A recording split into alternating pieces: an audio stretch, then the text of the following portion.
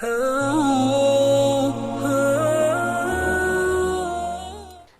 alaikum wa rahmatullahi wa barakatuhu. My brothers and sisters, as Surah al-Fatiha is the major part of the Salah, we got to know what it means. In this video, I'm going to teach you all the word-to-word explanation of the verses of Surah al-Fatiha 1 to 3. So let's begin. Bismillahir Rahmanir Rahim. Here, Bismi is divided into two words. First, be and second, ism. Be means with, just like any other preposition in English. And then ism means name. Then we have Allah, of Allah. Ar-Rahman is divided into two words, Al and Rahman. Al means the, Rahman means most merciful.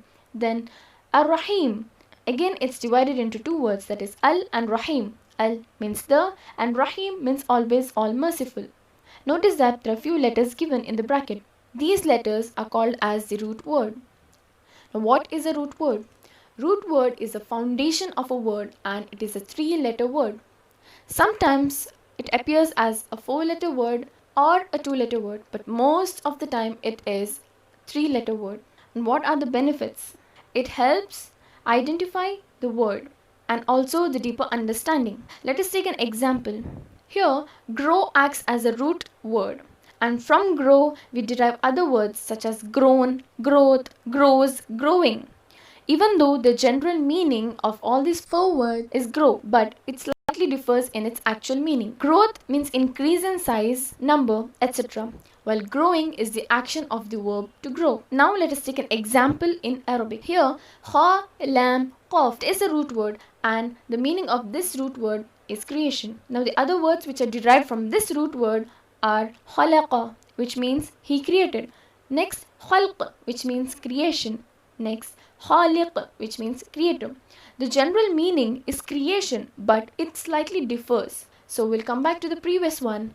Here, ism has a root word sin, mim, waw, and Rahman and Rahim have the same root words, that is ra, ha, mim. Few words can be derived directly from the word given, such as Rahman has ra, ha, and mim, and Rahim also has ra, ha, and mim, and both these words means the same, that is mercy. So from ra, ha, mim we have derived Rahman, which means most merciful, and Rahim, which means always all merciful. But in ism the root word is sin, mim, waw. So these are few words which are not given directly, so we have to memorize these words. So sin, mim, waw means name. So before you do anything, say A'udhu billahi minash shaitanir rajim, Bismillahir Rahmanir Rahim. That is, first seek refuge in Allah from shaitan, who is the most rejected one, to avoid all his whisperings, and then seek Allah's assistance, as there will be more barakah. So whatever work you do, begin with Bismillah. Now let us move on to the first ayah of Surah al-Fatiha.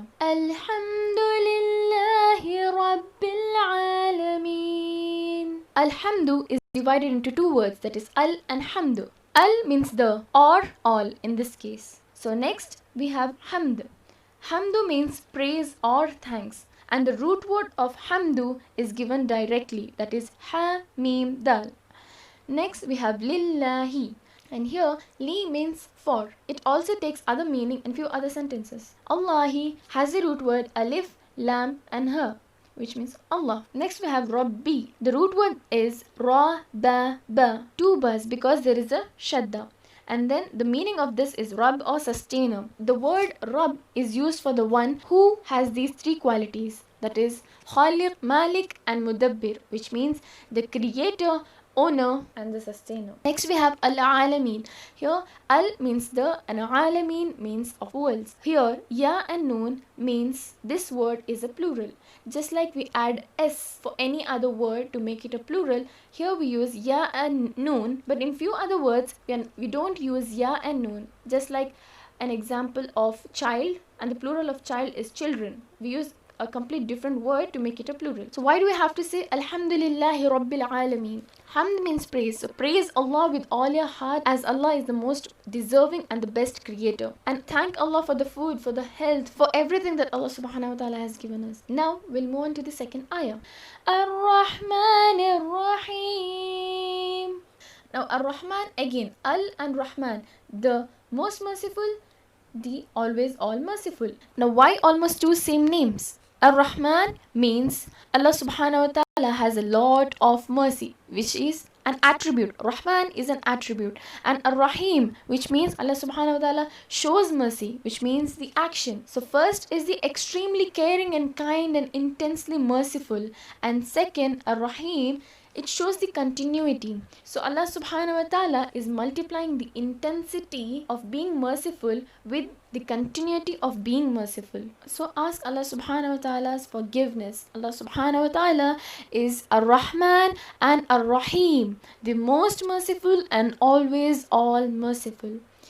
Next, we have the third ayah, that is Maliki Yawmiddin. Here, Malik, and the root word of Malik is Mim Lam Kaf. It is directly given in the word, which means the master. And Yawm, the root word is Ya Waw Mim, which means the day. Yawm is a day. So Maliki Yawm, master of the day. Ad-Din.